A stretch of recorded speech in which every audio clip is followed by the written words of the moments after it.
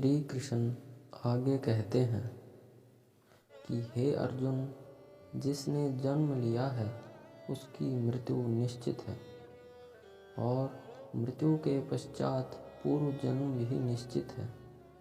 अतः अपने कर्तव्य पालन में तुम्हें शोक नहीं करना चाहिए। जातस्य ही ध्रुवो मृत्यु ध्रुवं जन्म मृतस्य च तस्मादम अपरिहार्यर्थे न त्वं शोचितुम अर्हसि। अर्थात मनुष्य अपने कर्मों के अनुसार जन्म लेता है। दूसरे शब्दों में मनुष्य को अपने कर्मों के हिसाब से जन्म को ग्रहण करना होता है और एक कर्म अवधि के पश्चात उसे मरना है, यह स्वाभाविक है, जिससे वह दूसरा जन्म ले सके। इस प्रकार मुक्ति प्राप्त किए बिना ही जन्म मृत्यु का यह चक्र चलता ही रहता है। यहाँ ध्यान देने वाली बात यह है कि आत्मा की शाश्वत स्थिति को बताने के पीछे श्री कृष्ण का उद्देश्य वृथा हत्या, वध तथा युद्ध का समर्थन नहीं था, किंतु श्री कृष्ण यह भी कहते हैं कि मानव समाज में शांति तथा व्यवस्था बनाए रखने के लिए हिंसा तथा युद्ध अपरिहार्य है।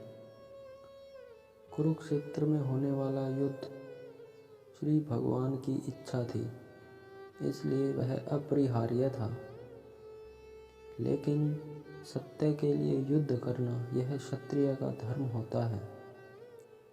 श्री कृष्ण अर्जुन को समझाते हैं, अपने कर्तव्य से पीछे ना मुड़ो अर्जुन, तुम क्षत्रिय हो और क्षत्रिय का धर्म है धर्म की रक्षा करना। इसलिए कृष्ण पूछते हैं कि अपने कर्तव्य का पालन करते हुए तुम स्वजनों की मृत्यु से भयभीत या शोकाकुल क्यों हो। अर्जुन कानून को भंग नहीं करना चाहता था।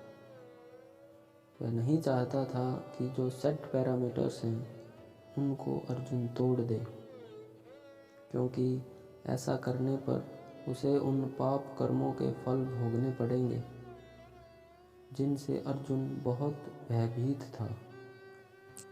कृष्ण आगे कहते हैं कि अर्जुन, तुम कर्तव्य का पालन अगर ना भी करो तो भी इन लोगों को मरना होगा। बस तुम अपने कर्तव्य से पीठ मोड़ चुके होगे। ये लोग तो मरेंगे, इनकी मृत्यु निश्चित है, क्योंकि यही प्रकृति का विधान भी है।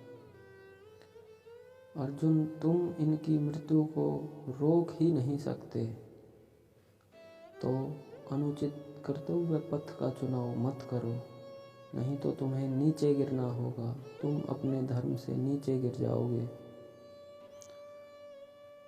अर्जुन भाग्यशाली था, उन्हें श्री कृष्ण के समान सच्चे सद्गुरु का सानिध्य प्राप्त हुआ था। यदि हम भी अपने जीवन में सच्चे सद्गुरु का सानिध्य प्राप्त कर पाएँ तो हम भी इस भौतिक कलमश से मुक्त हो सकेंगे, श्री परमात्मा के साथ एकाकार हो सकेंगे तथा अपने जीवन को सुखमय व शांति में बना सकेंगे। आत्मा के ज्ञान को सरलतम शब्दों में समझने के लिए आप फ्री वेबसाइट www.premrawat.com पर जाइए। यहाँ सब मुफ्त है तथा यदि आपके अंदर प्यास है तो आप श्री भगवान को प्राप्त कर सकते हैं। आपके भीतर बैठे श्री परमात्मा को मेरा प्रणाम।